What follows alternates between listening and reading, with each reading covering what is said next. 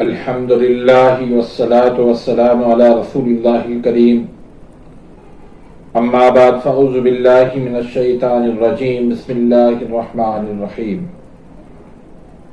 محترم ناظرین کرام، محترم بھائیوں اور بہنوں، السلام علیکم ورحمۃ اللہ وبرکاتہ۔ اللہ پاک سے دعا ہے اللہ پاک آپ تمام بھائیوں کی اور تمام بہنوں کی پریشانیاں دور فرمائے۔ اللہ پاک آپ کو کامل صحت و تندرستی عطا فرمائے۔ ناظرین، آج ہم ایک نئے ٹاپک کے ساتھ، ایک نئے نسخے کے ساتھ، ایک نئی ویڈیو کے ساتھ حاضر خدمت ہیں۔ بہت سارے لوگ یہ شکوہ شکایات کرتے ہیں کہ ہم ہر وقت تھکے تھکے سے رہتے ہیں،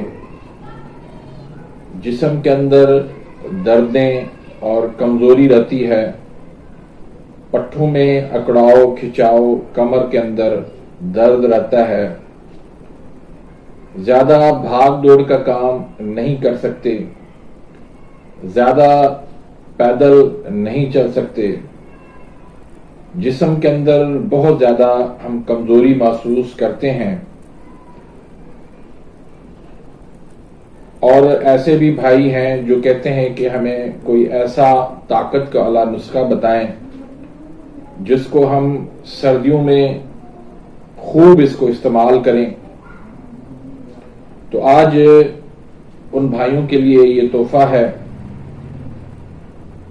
اس نسخے کا فائدہ یہ ہے کہ یہ دوائی کی دوائی ہے اور غذا کی غذا ہے۔ کمزوری کے لیے بہترین ہے، جوڑوں کی طاقت کے لیے، پٹھوں کی طاقت کے لیے، کمر کے طاقت کے لیے، ٹانگوں کی طاقت کے لیے ایک لاجواب تحفہ ہے۔ اس کو آپ سردیوں میں بھی استعمال کر سکتے ہیں، گرمیوں میں بھی اس کو استعمال کر سکتے ہیں، لیکن اس کے لیے کچھ احتیاط ہوں گی جو آپ کو انشاءاللہ میں آج گائیڈ کر دوں گا۔ اس حساب سے آپ اس کو استعمال کریں گے تو اللہ کی فضل کرم سے آپ کو بہت زیادہ فائدہ ملے گا۔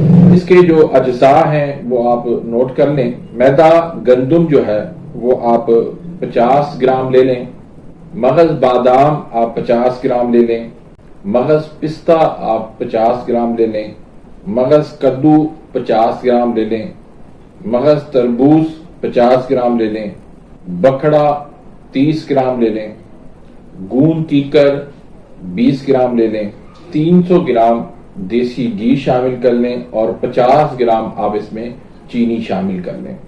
اس کو بنانے کا طریقہ کیا ہے کہ آپ نے میدے کو دیسی گھی کے اندر آہستہ آہستہ ہلکی آنچ پہ بھون لینا ہے۔ جب اس کا کلر جو ہے وہ گولڈن براؤن ہو، جب اس کا کلر گولڈن ہو جائے، براؤن ٹائپ پہ ہو جائے، تو اس کو آپ نے اتار کے رکھ دینا ہے۔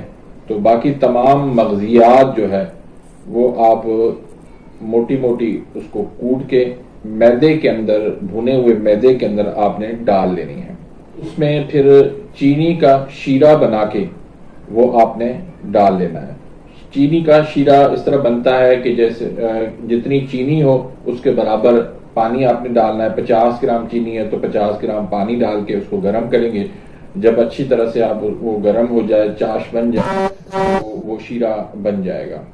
جب شیرہ اس میں ڈال دیا تو 2-3 منٹ تک آپ اس کو دوبارہ آگ پہ، ہلکی آنچ پہ آپ اس کو بھون لیں تو آپ کا حلوہ یہ تیار ہو جائے گا۔ اب آپ اس کو چاہیں تو ناشتے کے اندر اس کو استعمال کریں، چاہیں تو آپ اس کے 2 چمچ شام کو نیم گرم دودھ کے ساتھ استعمال کریں۔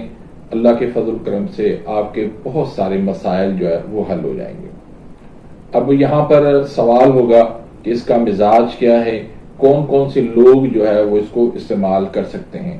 تو یہ جو طریقہ میں نے آپ کو بتایا ہے حلوہ بنانے کا، یہ عضلاتی مزاج والوں کے لیے ہے، جن کا مزاج خشک سرد مزاج ہے، خشک گرم مزاج ہے۔ اب جو مزاج اعصابی رکھتے ہیں، یعنی سرد مزاج رکھتے ہیں، تری والا مزاج رکھتے ہیں، تو وہ یہ حلوہ نہ کھائیں۔ ان کے لیے جو حلوہ اسی طرح ہی بنے گا، لیکن وہ لوگ جو ہے وہ میدے کی جگہ وہ بیسن اس میں ڈالیں گے۔ تو اسی طریقے سے وہ اس کو استعمال کریں.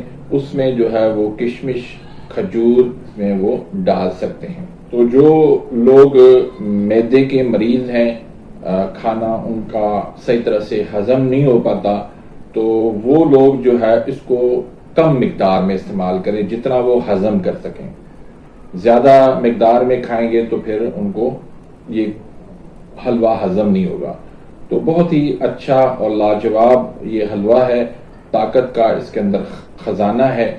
تو اس کو آپ بنائیں، اس کو استعمال کریں، سردیوں میں بھی گرمیوں میں بھی جتنی مقدار میں آپ کا معدہ ہضم کر سکے آپ اس مقدار میں کھا سکتے ہیں. جن کا معدہ مضبوط ہے وہ پیٹ بھر کے بھی اس کو کھا سکتے ہیں.